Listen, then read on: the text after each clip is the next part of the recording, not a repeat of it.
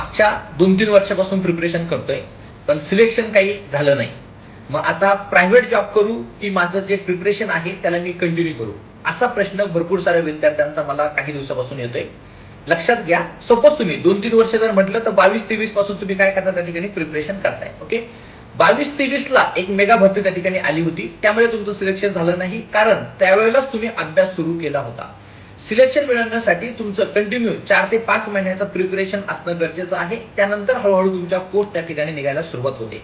पण ज्या वेळेला तुम्ही अभ्यास सुरू केलाय त्यावेळेला मेगा भरती येऊन गेली किंवा त्याच वेळेला आली होती, म्हणून तुमचं सिलेक्शन झालं नाही.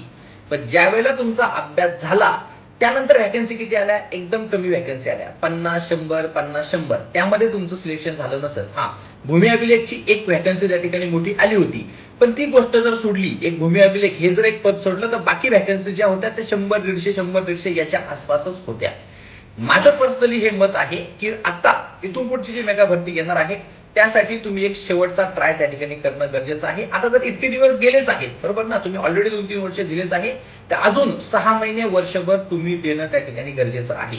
सो घरी आत्ताच सांगून ठेवा की मला 1 वर्ष तुम्हाला द्यायचं आहे. आता 1 वर्ष का सांगायचं?